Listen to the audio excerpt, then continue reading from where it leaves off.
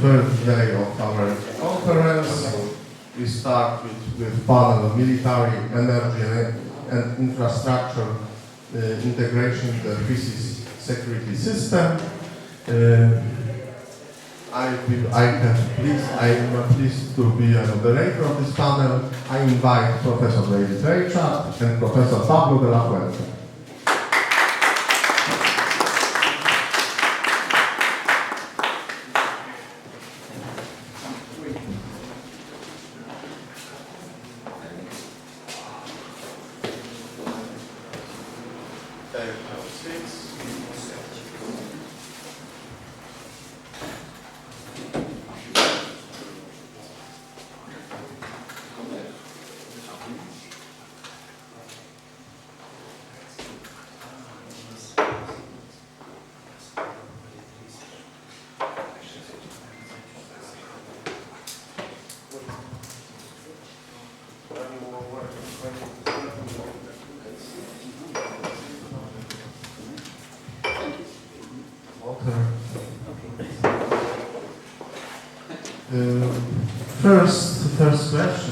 First topic. I want to talk with my prelegents, my colleagues. Did the 3Cs project should be an economic project? What do you think about 3Cs project, Pablo? Sorry. What do you think about 3Cs project? 3Cs. Primari. Sorry. Yes. Sorry, because I come from the Latin world. For me, it's more close. Sorry, for me, it's closest primario, no? Tres mares. Well, sorry. I think, in the point of view of energy, no? Because I use closer. Sorry, energy. Energy. I think is well. In the forum of Carpats, I listened with attention all the speakers from Hungary, no? And Hungary. I'm so sorry. I don't know. Now it's okay. Well, from Hungarians who talk about his model and be the referent of the economy of China. Hungary nowadays has very good things, but I think that one of the problems of the economy of Hungary is for being a key trade state in Europe has not any exit to open waters. You know, it's something easy in geopolitics. And I think that Trimarium is a very nice project for all these states of Central Europe. Okay? But what is the problem? What is the problem? The main problem nowadays from the 1973 was the consequences of the war in Yom Kippur between Israel and Syria and Egypt, and that provoked the growth of the prices of the barrel. Something that complicated geopolitics is the dependence of that. I think the future, in the point of view of energy for all these states in Primario, is the nuclear energy. The nuclear energy is a cheap energy, and a very competitive economy needs a key. A lot of elements, but one is key. Cheap energy is the key of all. What's the matter? Well, what's the matter that in the 70s was founded Greenpeace with the money of the Standard Oil, led by the Rockefeller family, and led by David McTaggart. David McTaggart nowadays is like a saint of the ecologist ideology, of the green ideology. But I report you that before set the Greenpeace business was a gangster in prison and was sent to prison with several frauds. No? What was the key? if Europe develop the nuclear energies, is practically gratis energy and cheap energy for all the states. And the most important, all the green ideologies who stop the expansion of the nuclear energy has a problem. There are not more research in this field for attacking several problems that it's true the nuclear energy provoked. That's true. But nowadays, for example, the technology of the reactor changed radically. It's not necessary set the power plant in a river in order to refrigerate the reactor. There are now another technical solution. And I think in all these countries that has not petrol, for me, the future of Central Europe, the future of Trimarium is in a point of view of energy and don't depend on Russia or other powers, is the nuclear energy and the constant research. Because if you invest in research every time, this energy is more efficient and is more competitive than all alternative energies. Thank you. Thank you very much. David, what do you think about the future of Trimarium, future political future, safety future of Trimarium project? Great, thank you for the question. Yes, well, you know, the Three Seas initiative has fallen on hard times. Yeah, if we're going to be honest, this last few years has not seen a great growth in the structural development of the Three Seas initiative. However, ironically, it has experienced a resurgence. It has reached a rebound, and the rebound, ironically, has come through the crisis with Russia-Ukraine and the immediacy of that crisis, yeah, and the danger of that crisis right on the border of many of the Three Seas countries. So, you know, from kind of a backhanded way, this has actually motivated Three Seas, I think, to get more involved in energy security and in security in general. And I think, if I'm correct, the last meeting, the big meeting, was in Vilnius in April of this year, 2024, where they actually talked about all of these threats to the Three Seas countries: the physical security threat, the cyber security threat, and the energy security threat. So that is, in a way, a positive move, you can say, for those who support the Three Seas initiative, which I do. I think it's always good to have a cooperative effort like that. So, you know, and so going forward, the question is, where will Three Seas go from this point? What about the next summit meeting? Will there be more progress made on security and energy? And I believe there will, simply because of the ongoing threat on the borders of many of those states with the Russia-Ukraine conflict. And, you know, one of the controversies, however, will this going forward of the Three Seas security initiative, will that conflict with NATO? Will that conflict with the European Union's security apparatus, the so-called common security and defense policy of the European Union? And I would say it doesn't have to. I would say it could very well complement the NATO and the European Union's security efforts. For example, probably you know the history of this, that there was a lot of debate, especially in starting in the 1990s, really, the hot debate, about whether European countries should go more with NATO or go with this common foreign and security policy, the common security and defense policy component of that.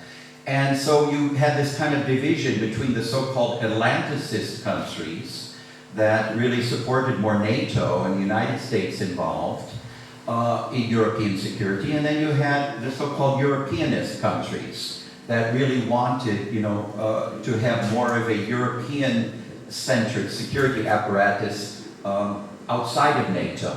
And so you still have this debate. However, I believe that this debate will diminish over time. And why? Well, you know, a few things have happened.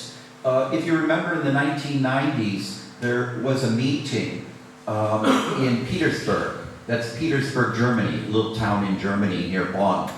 And the European Union and NATO, they came up with the so-called Petersburg tasks, which means, part of which was that the European Union, as a security and defense organization, would only get involved in crisis situations if NATO decided not to get involved. Yeah, that Petersburg Agreement. And that led eventually to, I think it was the 2002 Berlin Plus Agreement that kind of made that more official, that NATO will have the first choice to get involved in a crisis situation or not. And if NATO decides not to get involved, then it will fall to the European Union common security and defense policy.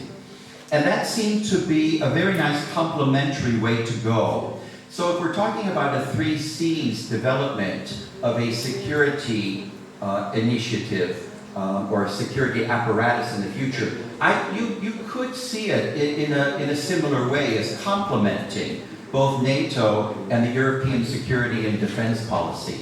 So I don't see it as a threat to what the European Union or NATO is doing.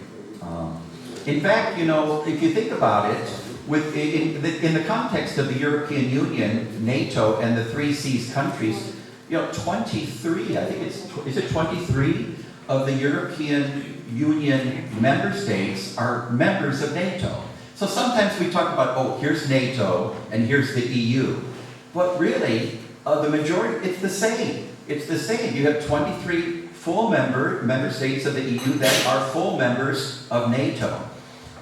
So I see this as a complementary, not a competitive situation.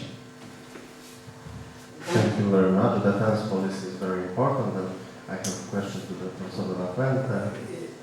Yes, nowadays we have a serious threat, but when I follow in the net the statement of the Polish leaders, because I'm not Polish, but I am married against a Polish woman, and my family lives here, and now my interest is the defense of this country. And I am worried about the situation, because when I served in the army during the period of the Cold War, all the hypothesis of answer of the NATO was, well, stop the 30 divisions deployed by the Soviet forces in Eastern Germany at the moment that we cannot stop them, use the cruise missiles, the tactical nuclear weapons. Nowadays, I don't listen anyone to say that. And for me, another important aspect, I think that the propaganda is making, in order to increase, that I need is necessary, to increase the budget for military, is a war, a scenario of war in 4 or 5 years ago. In 4 or 5 years later, sorry. And for me, this is something that I don't like. I think that I think in the history of Poland, in the history of this country, and I watch that the history of Poland is also, Poland is lived in a critical situation by the Allies. I remember the situation in 1939 when the French promised to the Polish authorities, don't worry, if the Germans invade, in less than 2 weeks the French army will invade Poland. And the result was the Phony War. And also I remember the promise of the cabinet of Chamberlain, who promised set apart of the Royal Air Force deployed in Poland for defending the Polish skies. Was absolutely fake. I don't know that. I'm not really against the NATO, but when you have a problem, the first responsible for the problem is you. There are not the Germans, there are not the Americans, there are not the French, there are not the British, are the Polish. Why I think that following the policy of the nuclearization of Poland, but it's very expensive, but Trimarium can be the platform for a strategic defense of Europe. If France, in the NATO there are not a monopoly of the nuclear weapons. Great Britain has nuclear weapons, and the same France. One of the things I don't want in 5 years that my country, well, your country, will a scenario of a conventional war.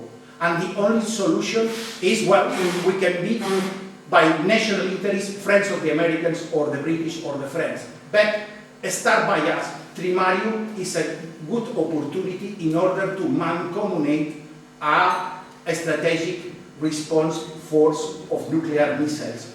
A reduced force, but nowadays, I speak about the Spanish League. Poland, geopolitically, nowadays is a team of the second division.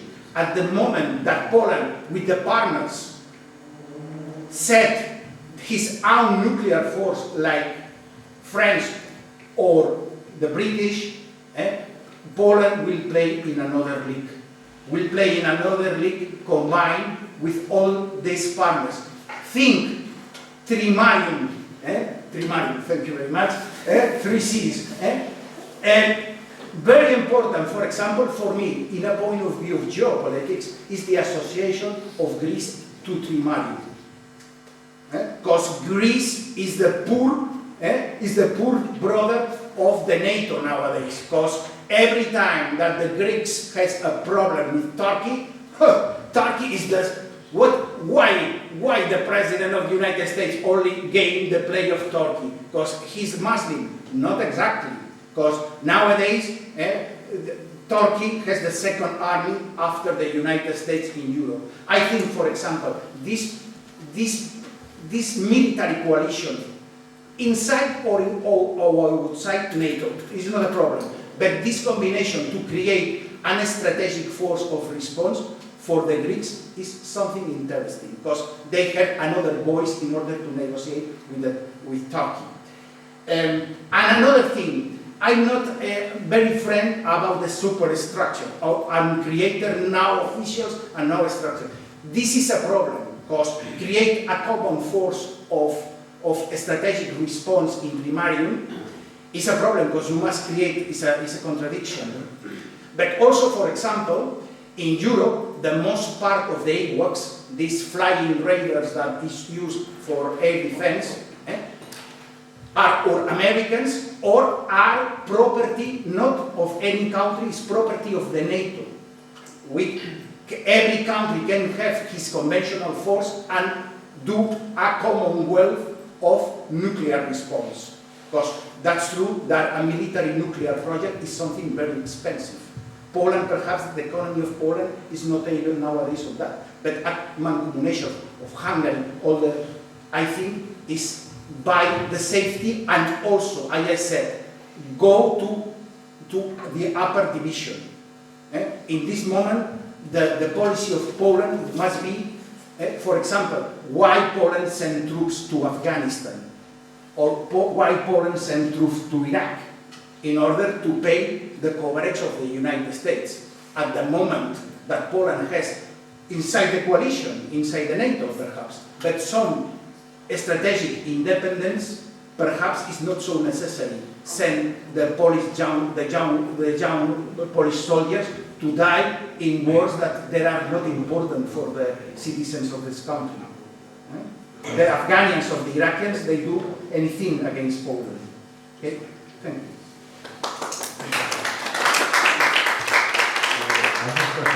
About the nuclear sharing program? Yes. But yes, for example, today is not Professor Wyszyński with us, but I recommend his book. This idea, well, I understand, perhaps you can correct me, but Visegrad is something like Mała Polska, Wielka Polska. Visegrad is, yes, yeah, the Mario, no?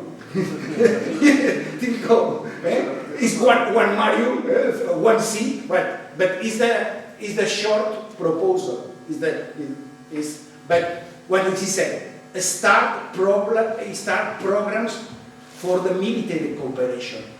Instead to buy weapons to the other countries and invest a lot of money without any benefit for the Polish or the Czech industry, develop our systems of weapons, of air defense, of tanks, of artillery, because this country can develop that.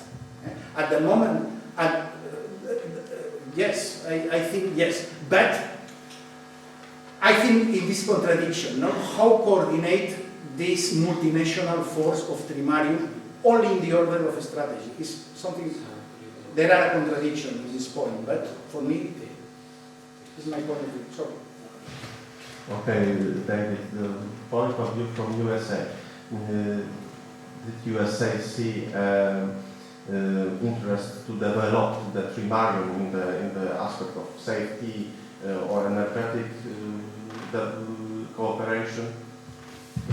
Yeah, thank you for the question. Yeah. Well, you know, the Vilnius conference in last April, had a number of participant observers, and a number of American policymakers were there from the various departments of U.S. ministries, and they fully supported these initiatives of the Three Seas countries. And their only concern was that this not break away from the structures of NATO and the structures of the EU, as we already talked about, that exist, that they work in a complementary way with them. But yeah, there was full support. And just in the context of this American link with Europe and with the Three Seas, there's a lot of speculation about the election coming up, the presidential election, and what could be the difference with a Trump presidency versus presidency of Joe Biden now. Yeah. And of course, Biden is more of a traditional post-war international liberal who supports the liberal architecture of the world, the United Nations system, and so forth. And Trump is more of a traditional American isolationist, because as you know from the history, we have this debate in America, should America be an internationalist player, with the Woodrow Wilson, Franklin Roosevelt type of player, or should America be focused more on itself internally? And traditionally, in the 20th century, the Democratic Party was leading this globalist agenda, and the Republicans were more the isolationist party for many years. And Trump is going back to this 1920s, kind of 1930s American isolationist policy. Now, it's true, when Trump says make America great or America #1, he's not talking globally. He's talking more about manufacturing, about bringing back jobs to America. For example, textile jobs. Textile, which has long gone out of the country, various steel jobs, working in the steel industry, and trying to bring those back. I'm not an economist, but many economists say that's fantasy. Those jobs are long gone and they'll never return for American manufacturing dynamism again. But okay, so that's another debate. So what about in terms of security with Trump? Now, Trump has threatened over the years to pull out of NATO.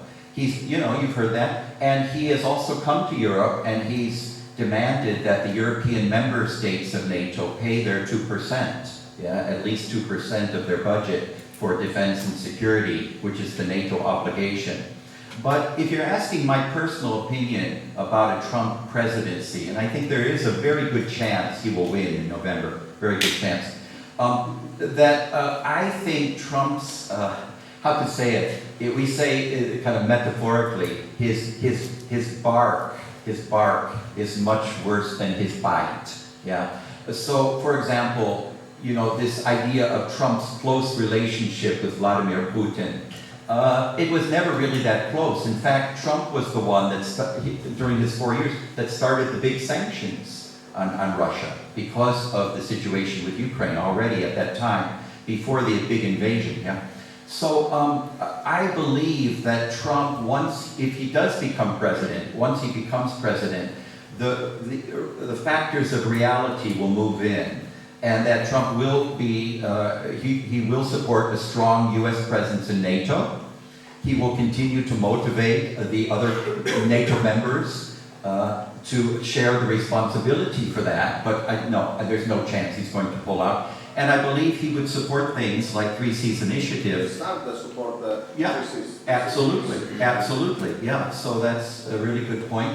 And as Europe, showing that Europe can take responsibility for its own territory. Yeah. So that's really what Trump is all about. So, but these fears that America will leave NATO under Trump and this and that, or that Trump will somehow pressure Ukraine to give up all of this territory for a conference. I think it's campaign, blah, blah, blah. It's campaign, blah, blah, blah, against the Biden globalist perspective, the Biden-Harris globalist perspective. So that's what I would say.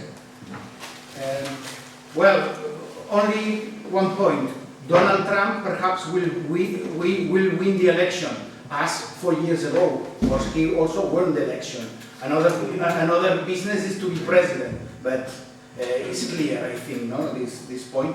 And for being conscious of the problem that we have nowadays, why all the supreme commanders of the NATO forces are Americans? I will explain you clearly.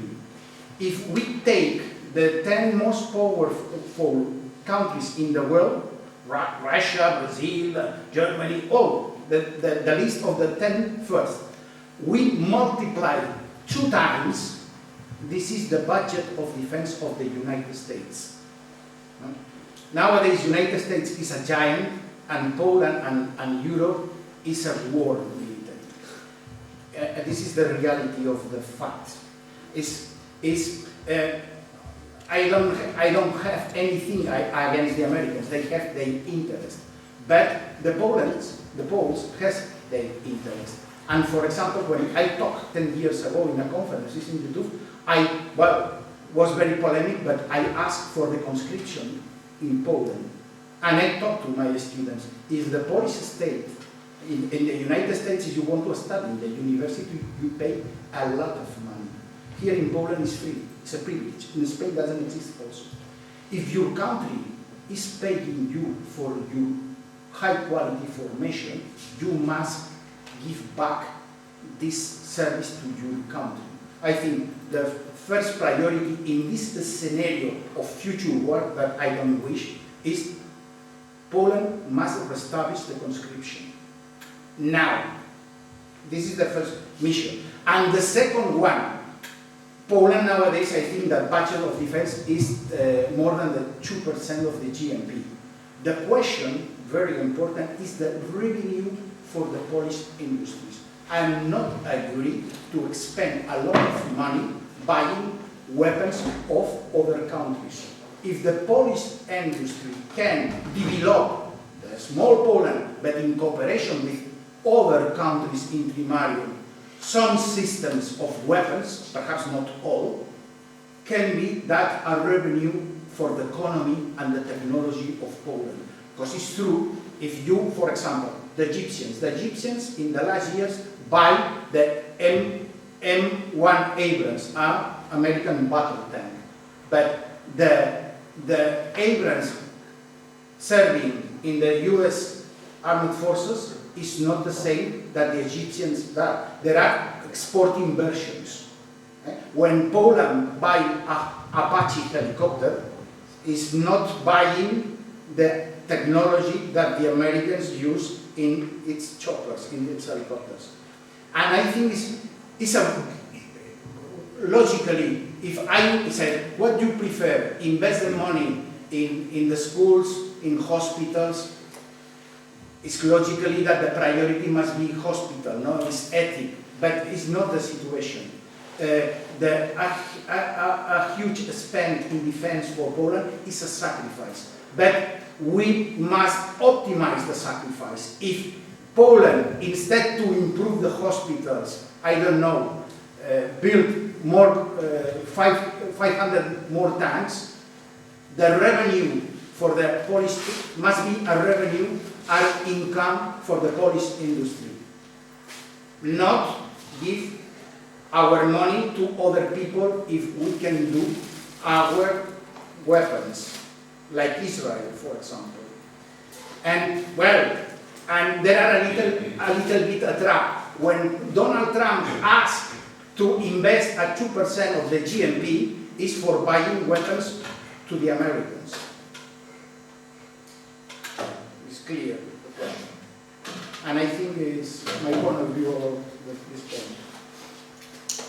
Okay, then your recommendation is make some common Military industry project, yeah? And a common development of nuclear projects for getting geopolitical independence. Yes. This is interesting proposal. Maybe somebody from audience, please.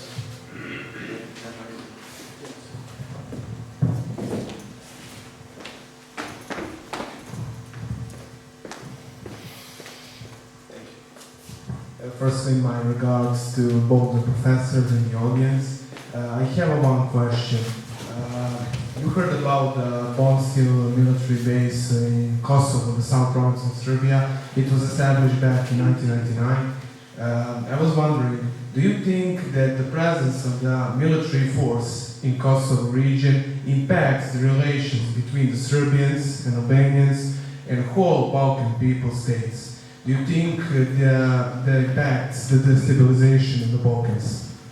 This hot potato, perhaps for Dave, no? Dave? That's all.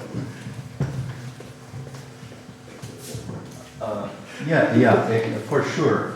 Yeah, as we talked about, I think before the panel, absolutely it impacts because, Serbian people, they remember very well the 1999 bombing by NATO of Serbia.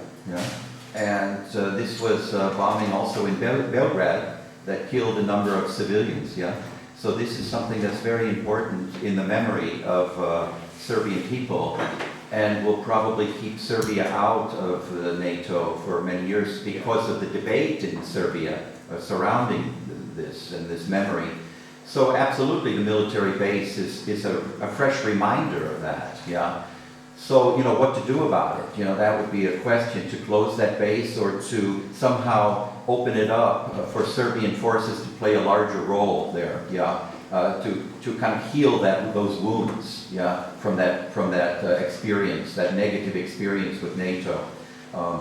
But by the way, I just as I have the microphone, just to transition just a little bit back to 3Cs initiative.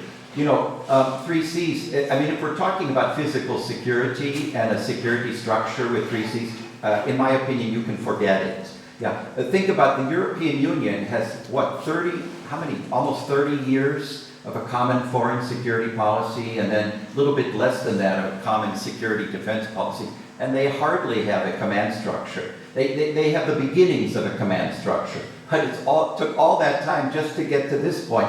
So with 3Cs, I think we're not talking about physical security so much, other than maybe some cooperation, military cooperation among various members of 3Cs, But what we're really talking about is alternative security, such as cybersecurity, cooperation among the 3Cs members, and cybersecurity, energy security, as we talked about. One of the concerns there is that by 3Cs turning away from Russian oil and gas, energy security, there is a concern that some 3Cs countries will then make an alternative route around to China and will depend more on China. So that's a concern. So in other words, in terms of energy security, you don't want to replace a bad situation with another. I see the 3Cs security idea as simply an idea which could bear fruit in the future, but I think if we're talking about a physical security structure, no, we're talking many years down the road. Thank you. Thank you.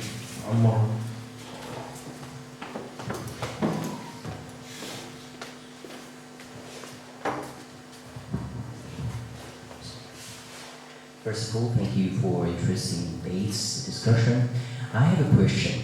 When we are talking about NATO and NATO mission and historical role of NATO, I have to admit that NATO has played a huge role in preventing any conflicts during the Cold War era, because it was strong military cooperation alliance which prevented the Soviet Union to expand further in Europe.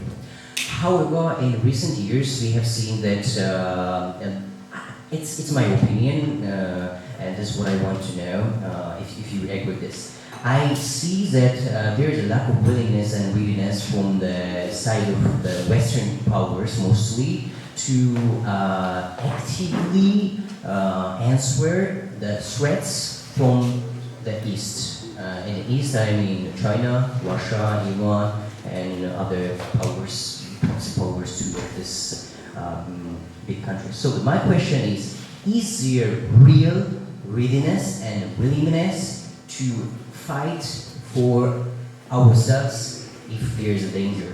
Is there the willingness from NATO? That's my question. Thank you. Well, I think that I talk about this point. Now I am worried about the situation because that's true that the international relationship, if you are a nuclear power and you imagine that, I don't know, Joe Biden come here to visit Zamos and some police said, Biden is stupid. The answer of the United States was not destroy Zamos with an atomic bomb. Will be, yes, a verbal note of the American ambassador, the crisis upgrading, you know. But for me, that is worrying. Is in the Treaty of Washington there are. This is the founder treaty of the NATO, the Treaty of Washington, 1949. There are the Article 4 and the Article 5 about the question. For me, my fear as father in a Polish family is what will be the answer of the Allies in the case that Poland is attacked. Will be a comedy of conventional scenario waiting for upgrading the crisis, or will be an answer tomorrow all the NATO will answer.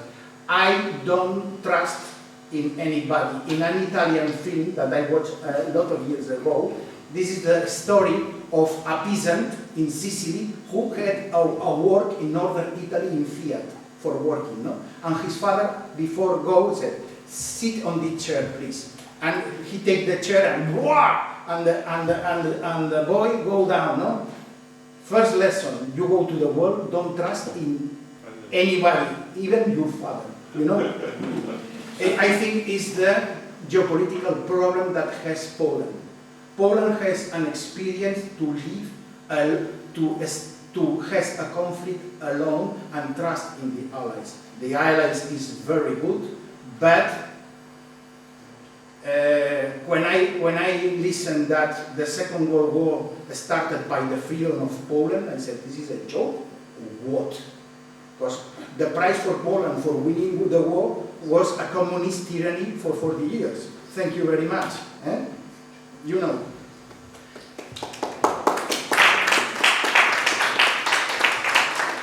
You know, when we talk about NATO, I worked for NATO for some years. I was in the military for a number of years. And so we worked with NATO. And I remember at the time, that was in 1980s, and I remember we were always worried about classified material, so we always had to lock it up every evening.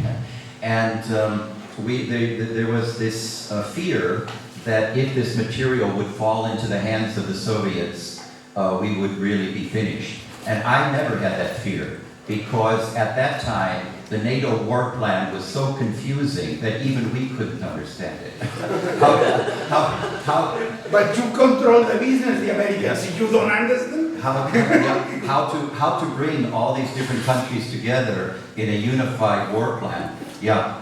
Now, having said that, one of the greatest benefits to NATO unity and security since that time has been Mr. Putin.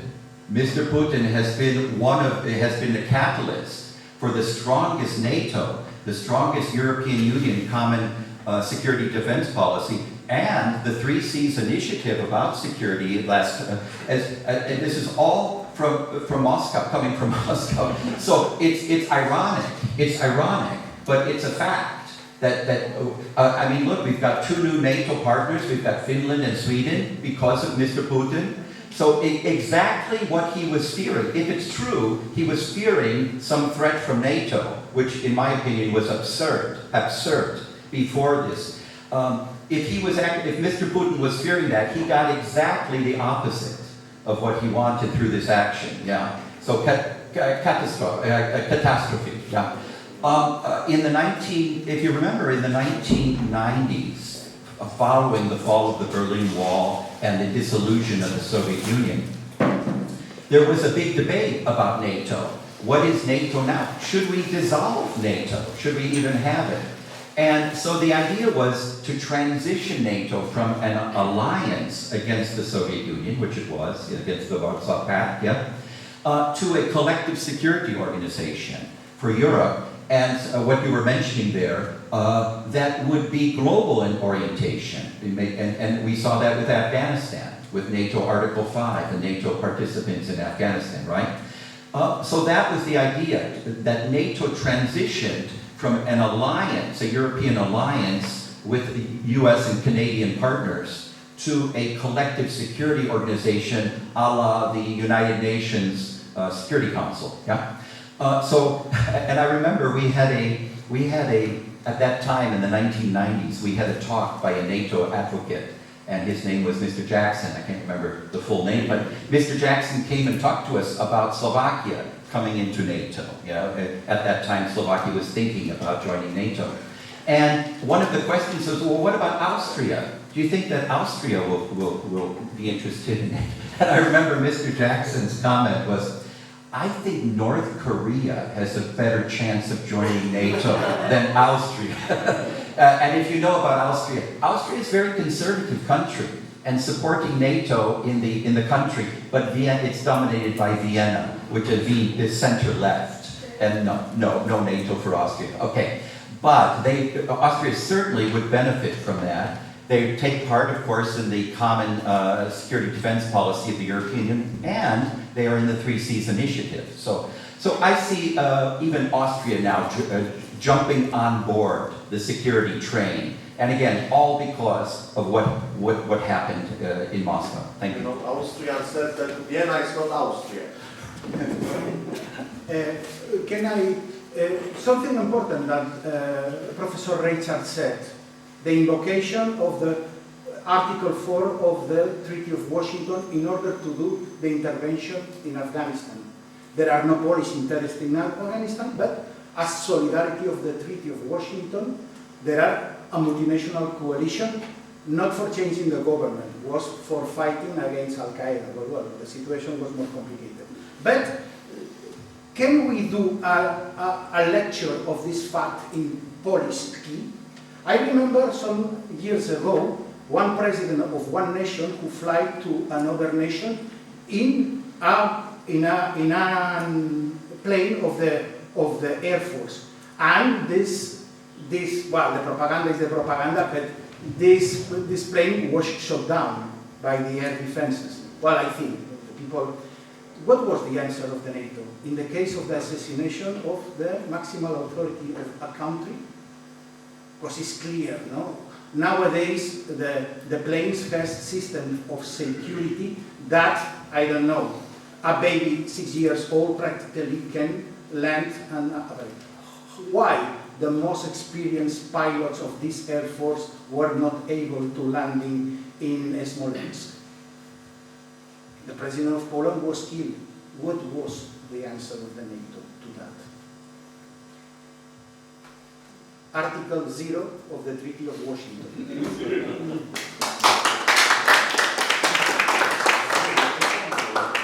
I want to add something as a comment. Please. Oh, yes, sorry.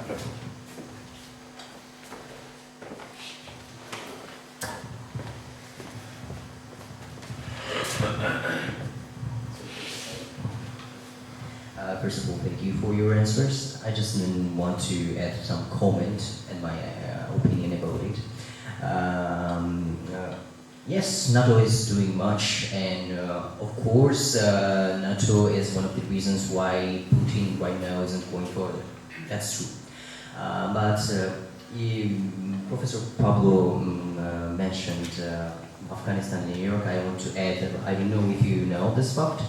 Georgia, for many years, used to be the #1 non-NATO country which contributed a huge role for NATO missions around the world in Afghanistan and in Iraq.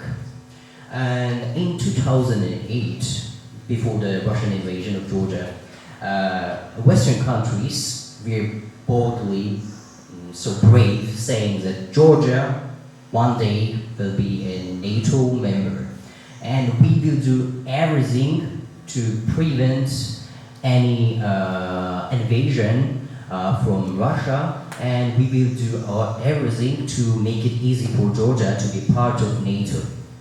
And these words really caused a kind of panic in Kremlin, and what they had to do was the war.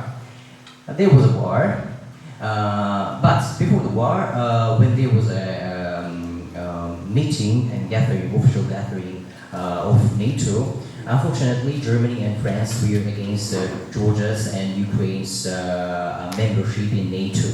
And this decision later resulted in invasion of Russia from Russia to Georgia. Russia invaded 20% of Georgia, which is still occupied. And unfortunately, the answer was nothing from the West. What I want to say right now is that currently, the Eastern European and Central European countries might not be as strong militarily as the Western countries. That's true, that's fact. We should admit this. But I think with the willingness and readiness, Eastern and Central European countries are more brave. And I want to tell you why I'm saying this. In 2008, when there was a war, when Russia was bombing Georgian cities, those terrible days, I remember everything. I do not remember any Western leaders coming in Georgia. But I remember how Lech Kaczynski, how his wife was standing in Georgia, in Tbilisi. I remember how Lithuania, Latvia, Estonia was standing in Georgia, in Tbilisi. And they were risking their lives just for us. Yeah. This is what is brave. This is what we call decent. This is what is pride. So I believe that the Eastern countries and the Central European countries have more bravery to be stronger and to answer accordingly. So I hope one day we will be able to have formed a strong coalition, even military one. Of course, I do not support the idea of dismantling NATO. No, NATO is also doing its role, but this is what I wanted to say. When it comes to readiness, willingness, and inner strength, I think the Eastern countries and Central countries are more brave, and they always do what they say. Thank you. Great. Okay, we must end our panel. Thank you for my panelists. Thank you, Dave. Thank you, Pablo. I invite you to the 10-minute coffee break.